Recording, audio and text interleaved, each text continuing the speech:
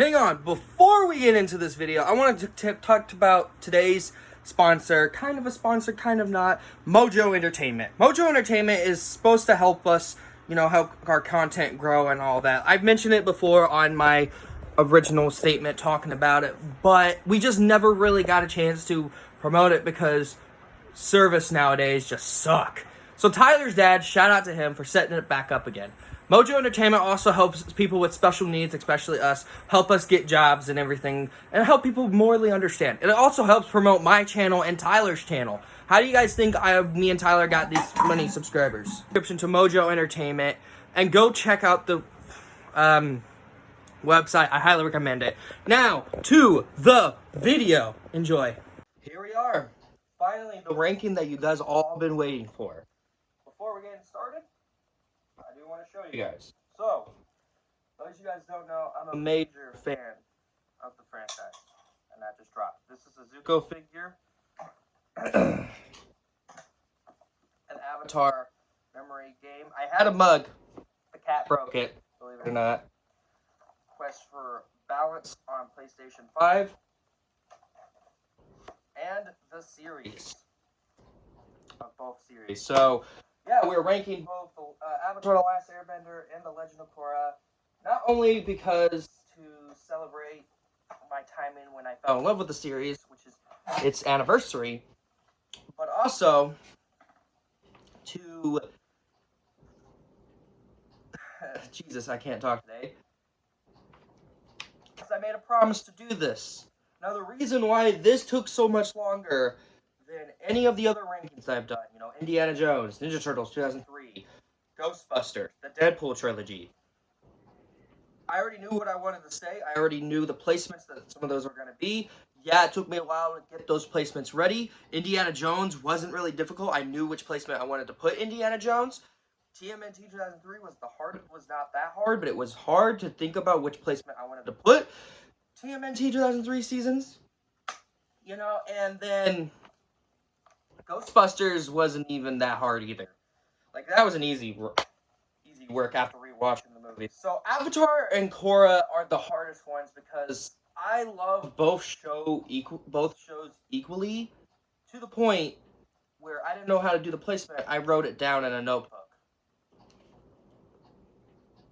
Yeah, I ranked 3 Avatar: The Last Airbender seasons and the 4 seasons of Korra together because they're in the same world. And with the announcement of the brand new Avatar show with an earthbending avatar, I thought, why not start it off, and then once that show comes out, then I can rank that as well, and once the season comes out for that. I am not adding the live-action Netflix show. Nope. Once that show was done, I would rank that as a different thing, probably as a short, like I'm going to do for Danny Phantom in the future, So, I'm going to be honest with you guys. When I do this ranking, don't get mad at me on the placement. If any of these seasons are your favorite seasons, more respect for you. I would love to know also your ranking of all the seasons of Avatar: The Last Airbender and The Legend of Korra. Alright, I would love to know. So, without further ado, let's get into the ranking. Starting in last place is Season 4 of The Legend of Korra. Alright. I did talk about this before on Discord, Instagram, and YouTube. I started Season 4 before my birthday. And thoroughly enjoyed it. I enjoyed Season 4. Then, I took a break from it to focus on 2003 TMNT, give them the sunlight, and watch that entire show. And I didn't get back to it because I didn't care for Season 4. So I was late to get back into it, mostly because of TMNT 2003. So when I get back into it, this season was just rough to sit through. I do want to get to the good of the season, which we're getting into at the moment. One of the things that I really like about the season is Toph. When they brought her back on screen, I immediately geeked out because Toph is my second favorite Avatar: The Last Airbender character. And just to see her in this show was so remarkably and amazing to see her in the show again, in this series.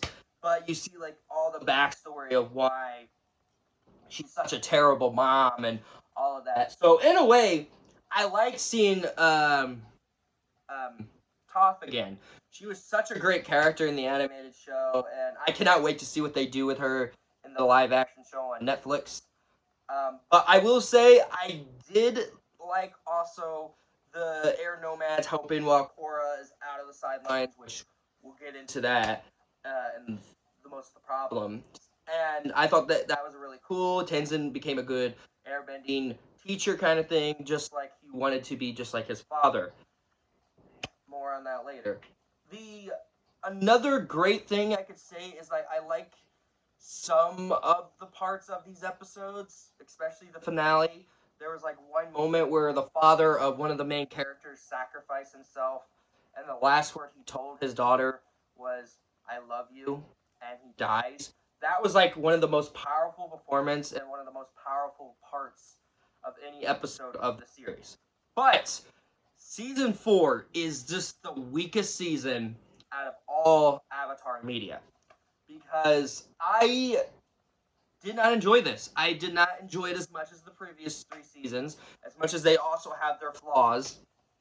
And one of my biggest pet peeves of this season was Korra. Korra is just, she's so weak in this season. Even when she gets the poison out of her, she's still not powerful. And I immediately was like questioning so many things throughout that character arc of hers, to the point where she saves the main villain and she's all of a sudden the avatar that we all want her to be. Where's the growth that we had, like the growth that I needed? Because after season 3, I thought she was going to be one of the most powerful parts of this season. She turns out to be just this flat out boring freaking character throughout her entire season of her own goddamn show. That's just sad to me. Her character's just... she annoyed me throughout season 4. She wasn't bad by any means, but like I just wish she didn't like lose so much connection. Like the first episode, you don't see her until like the very end. Where the frick? Like that kind of like aggravated me, and I'm like, wait, why is Korra here? Why? And then they show us it in the second episode, but it still didn't make sense to me. You know what I mean? Another problem, there's this earthbending, earth nomad king character who annoyed me throughout the season. He annoyed me throughout the season. And I understand they're trying to make him a character arc where one minute he thinks no earthbending people, like he's like, you know, that kind of story. But he was so annoying. I remember just sitting down watching these episodes with him, and I'm like, why is this character created? What is with this? What? Yeah. Moving on. And then you get this relationship with these two characters. I don't remember their names, but like, I'm sorry. Why do we need love trouble in an Avatar: The Last Airbender spinoff? Why do we need that? I don't know. And the final problem with this season, by far, I know there's another problem, but one of the biggest problems of this was the main villain. I always like the villains, like they always focus on one villain of this show. On Avatar: The Last Airbender, the one villain they had was Fire Lord Ozai. So, in a way, that made sense why he was like the main threat of the series, because he started the war. But they like focus on one villain each season, and I absolutely like that idea. I think that was great. I think they borrowed that from The Flash, but oh well. Great time. But this villain, all of her monologue and all of her plans, what she wants to do is to destroy Liberty City and prove herself worthy of being king and then marrying the character, the sister. I just, without a doubt, she was the most boring part of this season. Her character made absolutely no sense to me. Throughout the entirety of her plan, there's some plot holes into this, and then when she turns herself in, I'm like, what? How is that a growth? Just because she's an eye-opener because she wants to destroy the city and Korra saved her, that just thought, hey, I'm ready to get turned in. Frick you! Sorry, that that aggravated me, but like, that just, she wasn't a great villain.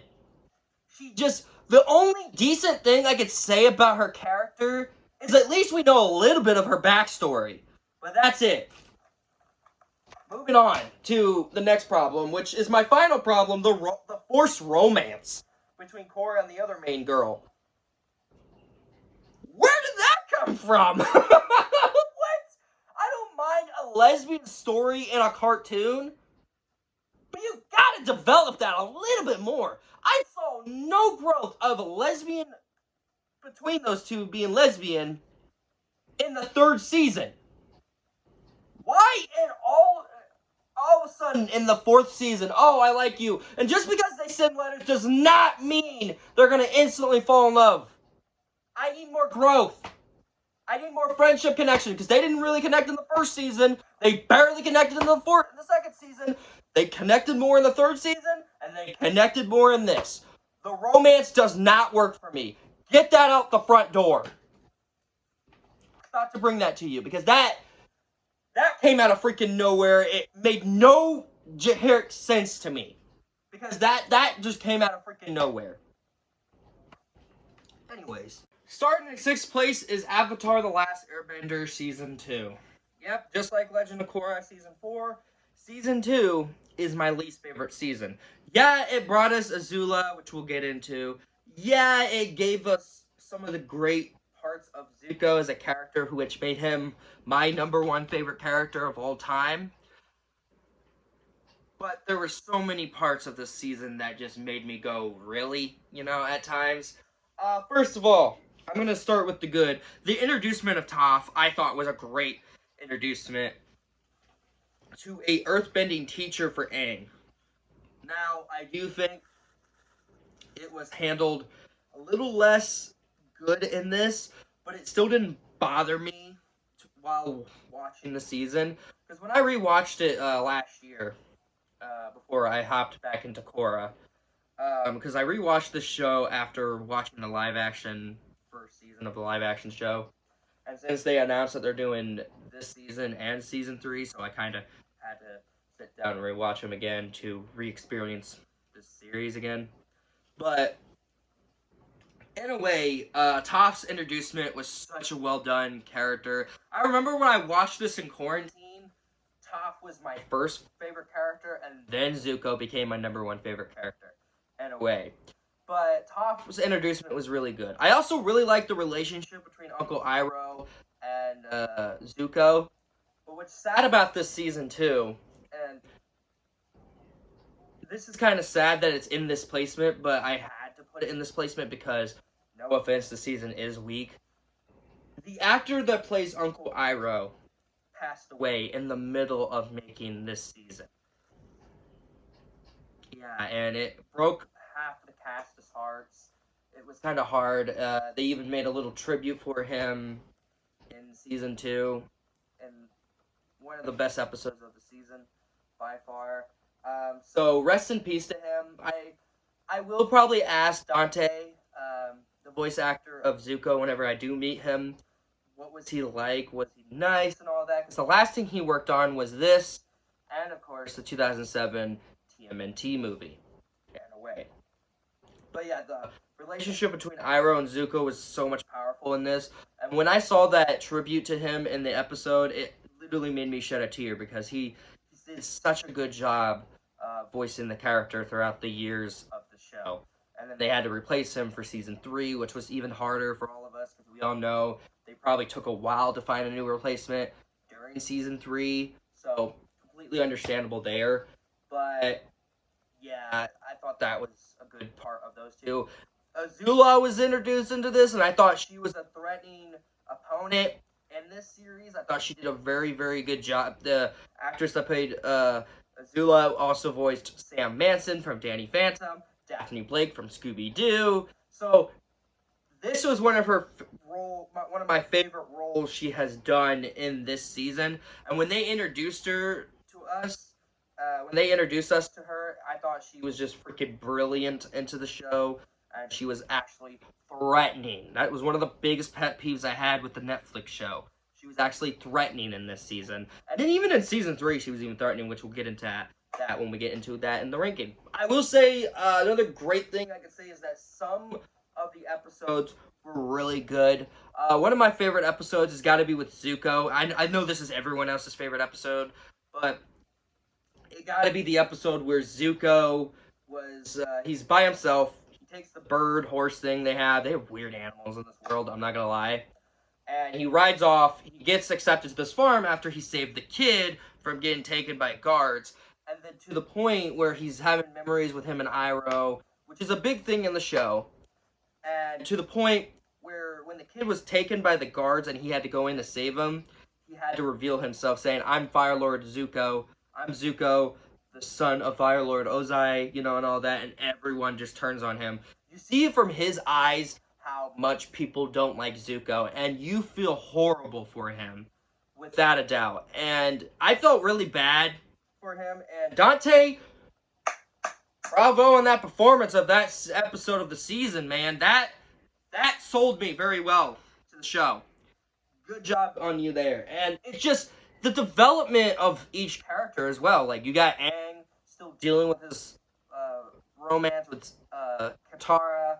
You got Sokka being the leader, trying to help Aang. Well, not the leader, but being the guard guy, trying to figure out when this eclipse was going to happen. You got,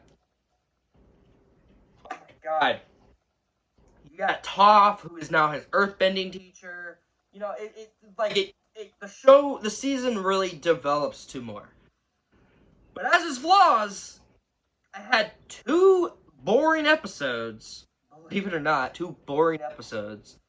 The one episode I'm going to talk about is Appa's episode. Who the heck gives a Sky Bison their own episode? The first time I watched it in a while, during the pandemic, I just skipped through it because it was so boring. Did not like it. I really did not like it. I also did not like the freaking earthbending people, how they were like, oh, there's no fire in it. They were just the weakest part of this season by far. They act so stupid and they just try to hypnotize people, really. And they end up killing one of the best characters, Jax, out of the show. After he risked his life to save Aang. I thought his character was just wasted. And by far.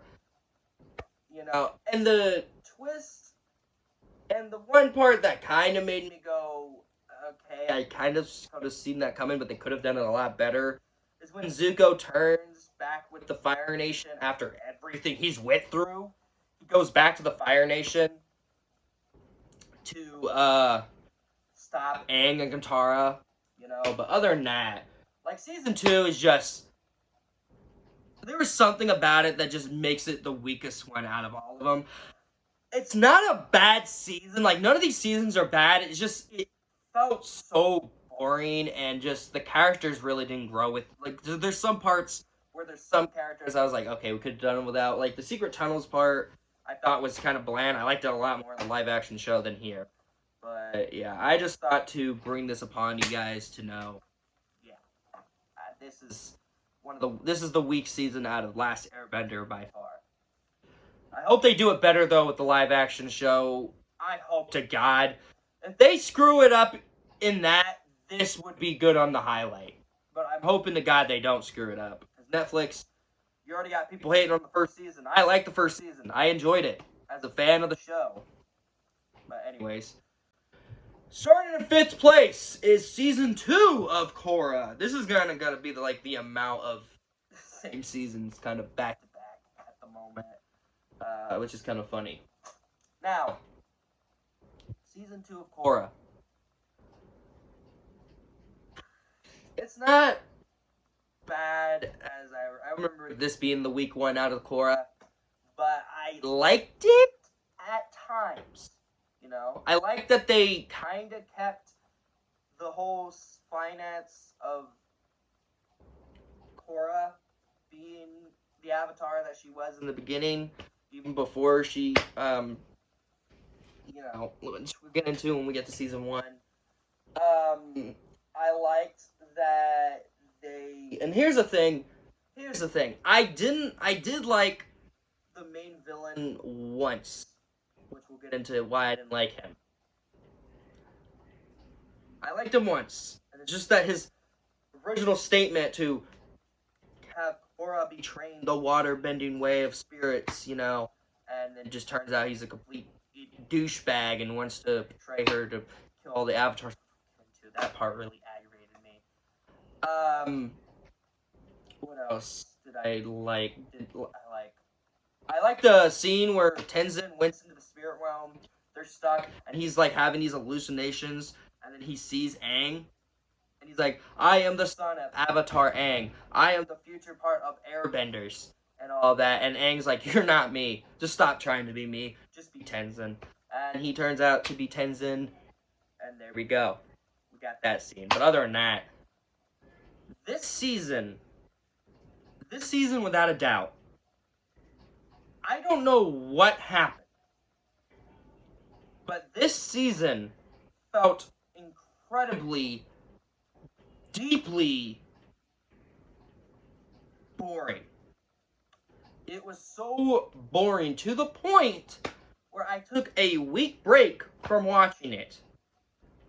And that was when we were moving from the house that we lived at to the hotel for a while, because we were still waiting for this house that I'm staying in now. I took a week off break watching season 2 because how the amount of stuff that just threw me off immediately. And it sucked. It was really bad. Unlike season 2 of Avatar, even though that's still the weakest one out of these, along with season 4, this one and those other 2 seasons stressed me. This one stressed me as not as much as Korra season 4 did, but it still stressed me. And the thing is, though, there is so many parts that just completely threw me off from this season, without a doubt. The whole fighting relationship with Korra and that firebender character, I cannot remember him, because he's the weak one out of the characters. I'm sorry, I don't like him. I don't like him as a character. I never liked him in the first season. I never liked him as a character. He switched from one chick to Korra. That's like Dina from The Last of Us, Part 2, the video game. At least with Season 2, she has more development. But I never liked his character. And the fact that they were arguing because he always takes the other people's side, not Korra's. I was like, come on, do we really need a relationship fight in a cartoon for kids? Or even in an Avatar The Last Airbender spinoff? I don't need this crap. Get that off the freaking screen. It was so freaking stupid, to the point where, as I was sitting down watching this on Netflix, a room near, a few doors from me, my mom's room, I yelled, "Shut up and move on!" My mom came into my room, she's like, "Dang, you must have been really," and I was like, "Yeah, I don't want to talk about it." Because by far, that part of the episode was just so annoying. And the point that they broke up, I was like, thank God, Korra, you deserve better. Too bad it wasn't with someone that actually had some development in the freaking show. I need to calm down. The whole twist of the uncle being the bad guy was so stupid. I thought that was just Star Wars 101.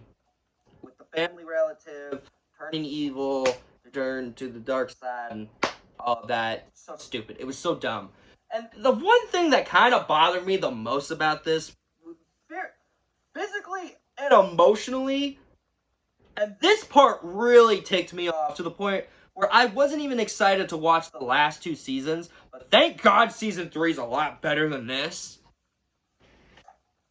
Is that the freaking bad guy, the uncle, takes Korra's avatar spirit, kills it, while killing the other avatars. And as soon as she gets a new one, can you feel the other avatars? No, I can't. You guys knew specifically that part really aggravated me. How the frick is she supposed to get help? Because one of the things that I really like about Avatar The Last Airbender with Aang is that whenever he needs help, he can always ask the other avatars, his past lives, for freaking help. And you're telling me that you wrote an entire script where you kill off every single past avatar, including Aang, to say, we can't give you back the past lives because he killed them all. Screw you! This should have been the last place. I should have not thought of that. This should have been the last place. But you know what? No. That other season really stressed me, and so did season 2 of Avatar. This one just... I don't know what it is. This should have been... I should have put this in last place, didn't I? Yeah, I probably should have, but... Well, when the new one comes out, this will be in the last place. Because that part, even thinking about it now, it aggravates me to the point where Korra's not going to get help from Aang or any of the other past avatars because you guys decided to kill them all off to make her a strong character. What made Aang such a strong avatar is that he actually got help from his past lives. And you killed them off in this season. Yeah. I did not like that. I thought that was just so aggravating and so incredibly stupid. What else did I not like? I don't like the freaking director guy. He annoyed me. The one that turned that other character that was a brother with a firebender that's an earthbender. What? Was it mixed? Were they earthbenders and firebender parents? And they just thought, you know, okay, alright. Yeah, now I'm thinking about it, this should have probably been in last place, because season 4 didn't make me as aggravated as this one does. I freaking messed that up. I guess, like, another thing that I did not like about it, mostly, also, and this is just coming from me. You get Katara, but she barely has any screen time. Anyways, moving on. Starting in 4th place is Season 1 of Avatar The Last Airbender. The actual good ones, by the way. To get me cooled off from those other ones. So, Season 1 of Avatar The Last Airbender. Just like the 2003 TMNT, this was a great introducement to Avatar The Last Airbender to every one of the characters that we're gonna know and that we're gonna love, you know?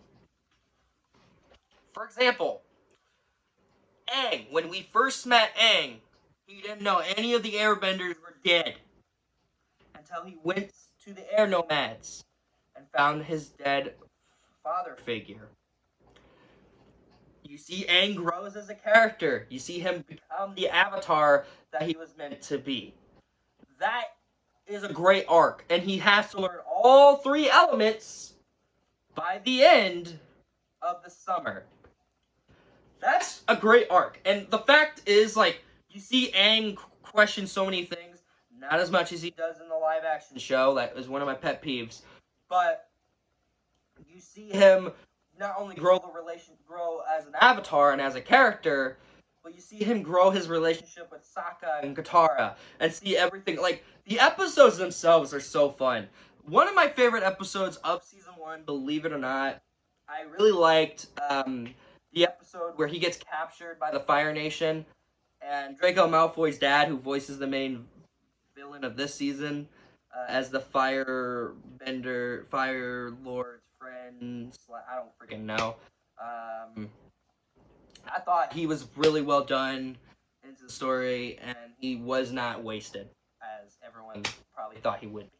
Now, was he wasted in the live-action show? I will talk about it in my ranking when I do a short of all 3 seasons of the live-action Avatar show. But overall, I thought this one was a great attempt. The music score and all of these, by the way, is so beautiful. The music score in this was so beautiful, especially where Aang's in the Avatar state and you see all of this, and you see that water monster. Oh my god, it was so well done. And just seeing how they traveled from the South Pole all the way to the North Pole so Aang can learn water bending. And the one cool thing I like is the fight between the water bending teacher and Katara. That fight, without a doubt, was one of the best fights out there. Like, oh my god. I will say my only criticism with it, and they fixed it in the live action show, I would have loved to see more of the air nomads. Like, what was Aang's life like? I mean, they explain it in the flashback, but that doesn't really explain it. I want an episode explaining what was the air nomads like, you know? But thank God the live action show kind of fixed that. So in a way, yeah. And I still love this season without a doubt. Like, this is just the well done beginning of the series. So yeah. Starting in third place is The Legend of Korra Season 1. Okay. Now, I like this season. Let me tell you a little backstory of Season 1 of Korra. I actually watched this series. I tried to watch it after finishing Avatar: The Last Airbender in, believe it or not, before I started school in my senior year. I didn't start it because a lot of things happened. I just started school. I had other lifestyles. I had to finish The Flash. So in a way, I couldn't really get into Korra at the moment. So as the school year went on, I've been wanting to get back into this world and check out Korra. Just never got a chance to do. Then I was at my Uncle Brad's for Christmas for 3 months. Believe it or not, 3 months. And as I went over there, I started watching the first season of Korra and fell in love with it.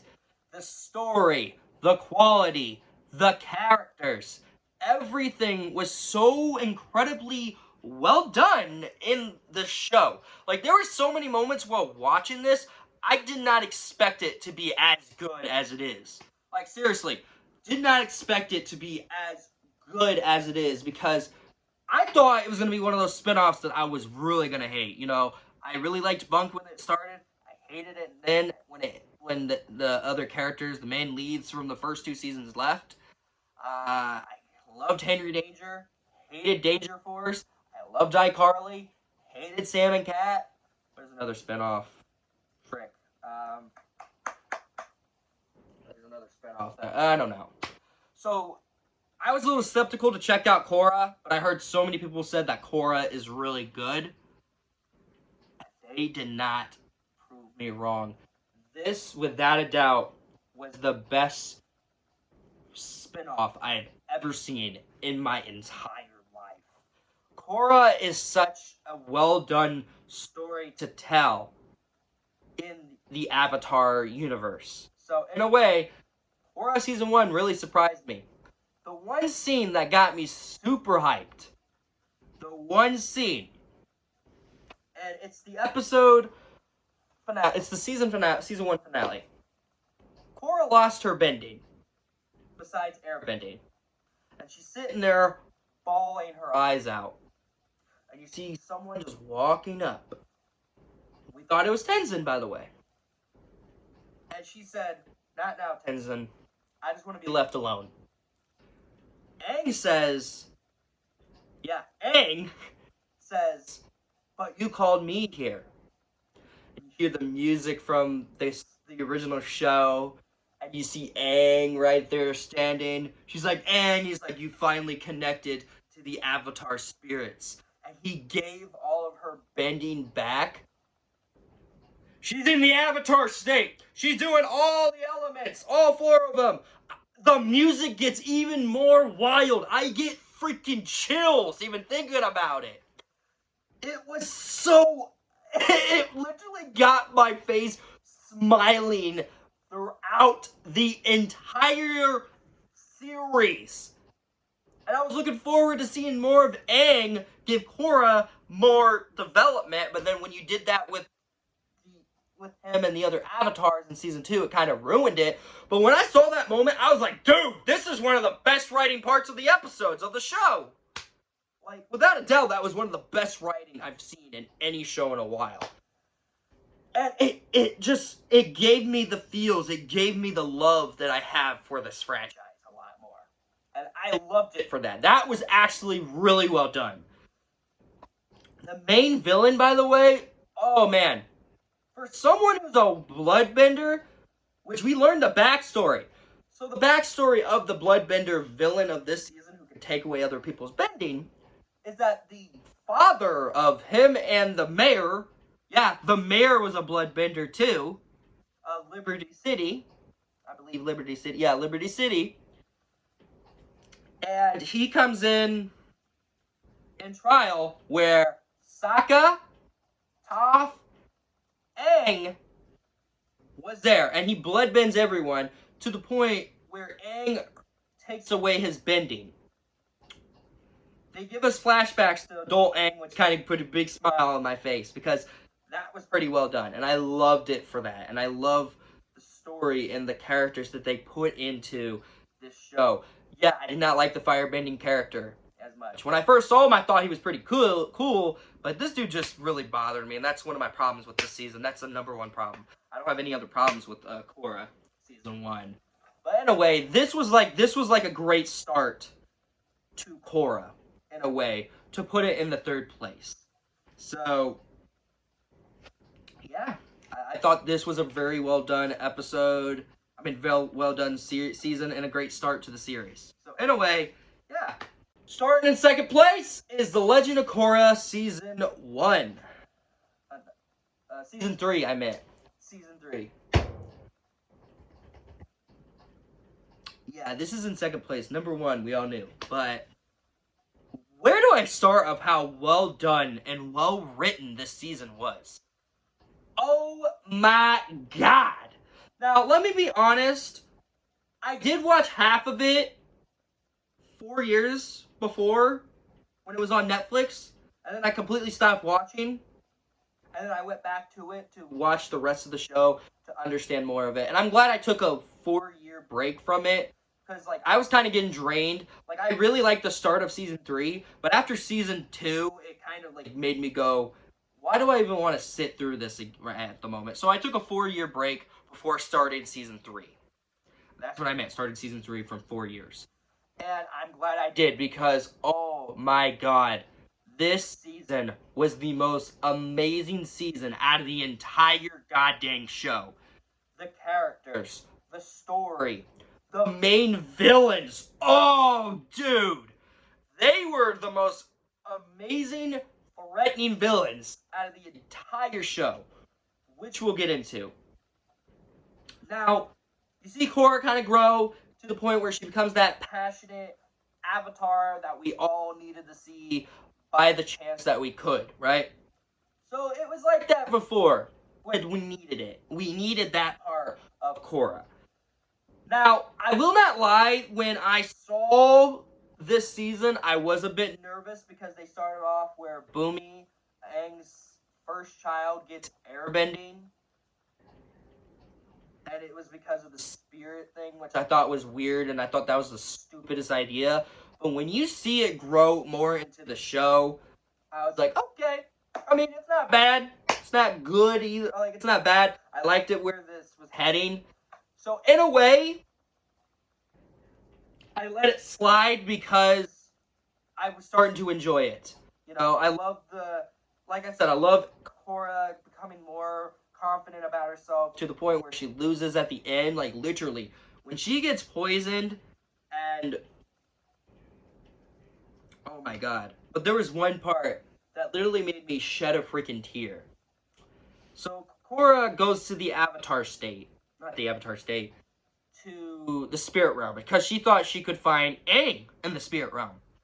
Couldn't find Aang, but guess who was there? Uncle Iroh. Uncle Iroh.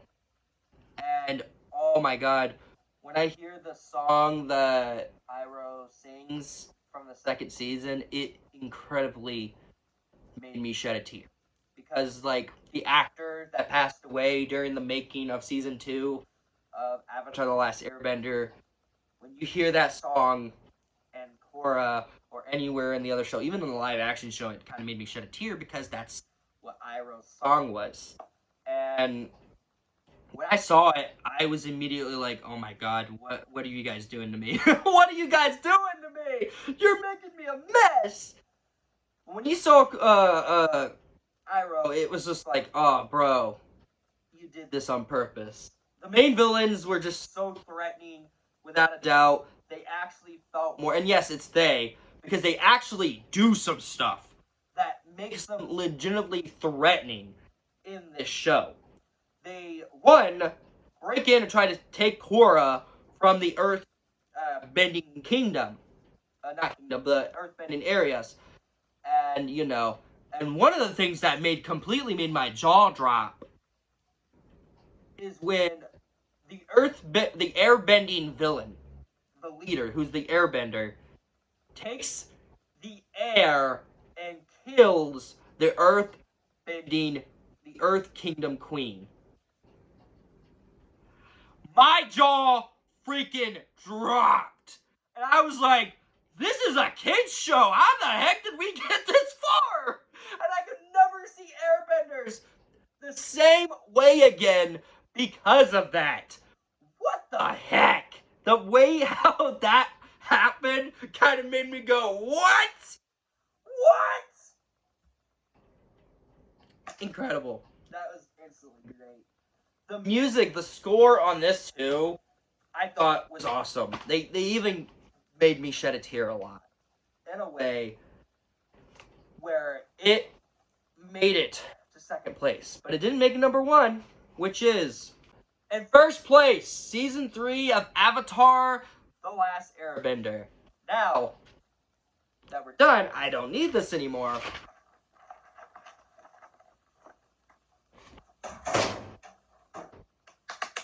Let's talk about it. Season 3.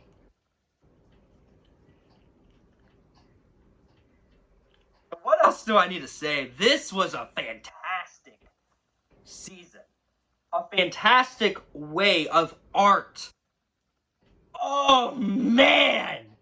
My favorite character, Zuko, grows a lot more in this season than he did in the first 2 seasons. His arc throughout the season made him realize that he wants to help Aang stop Fire Lord Ozai. And when they reveal Ozai in this show, I immediately was like, this is incredible. How the heck did we not see this coming? You know, and there's so many moments, you know, so many freaking moments. And it was so well done. And the story, the characters, the development to the freaking finale, too. Oh my god! Like, whoever wrote this show needs a freaking Oscar. Like, this season, without a doubt, was one of the best seasons out of the entire show. The friendship between Zuko and Aang was also really well done. I really liked the relationship between those two. It made it feel more and more relatable into these two's friendship. Even though they started off in a rough patch, they turned out to be really good friends. And that is a great way to show throughout the series. So in a way, I like that part. Another thing that I really liked is like when Zuko finally stands up to his dad, where he's like, all my life I wanted your love. All my life I thought I wanted my honor. But you, my father, challenged me to a Yabakai. You, my father, who gave me this scar. That part really broke me. Because throughout the show, throughout this season, especially season 2, he's been questioning himself. Is the Fire Nation good? Is the Fire Nation not? Did we really have to kill the Avatar? What, you know, there were so many questions that he had in his head until he finally wraps up to do the courage to leave the Fire Nation, and even his girlfriend Meg.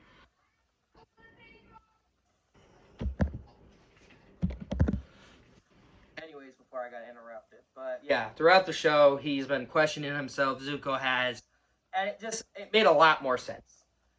I also really like the final fight between Aang and Firelord Ozai. That fight scene, like that fight part, especially when he goes to the Avatar state, I got super hyped, and I cannot wait for them to put that in live action and see what they're gonna do with it in the Netflix show. In a way. And the music that they used when he takes away Ozai's bending. Woo! One of the best, written music, and that's the love music, I believe. And oh my god, that was freaking good. That was really, really good. Overall, Season 3 of Avatar The Last Airbender is my favorite season out of the Avatar Studios thing. And that is my ranking. That is my ranking of all the Avatar / Legend of Korra seasons. I'm a little drained from doing this video. This one took a lot more energy than the other. This one took a lot more energy than the 2003 TMNT. And that I also had to put a lot of energy in. So, in a way, this one was just a lot more energizing. I probably do need to sleep, but I also promised someone I would call her if she wanted to call me after I was done filming. But I would love to know your guys' ranking of all the seasons of Avatar The Last Airbender and The Legend of Korra. As always, smack the like button, also push the red button, which is subscribe. Turn on your notifications so you notify every video that I make. Go to the link in the description to the Discord server, Instagram, TikTok, and of course Mojo Entertainment. As always, I'm Daily Reacts. Take care, you guys.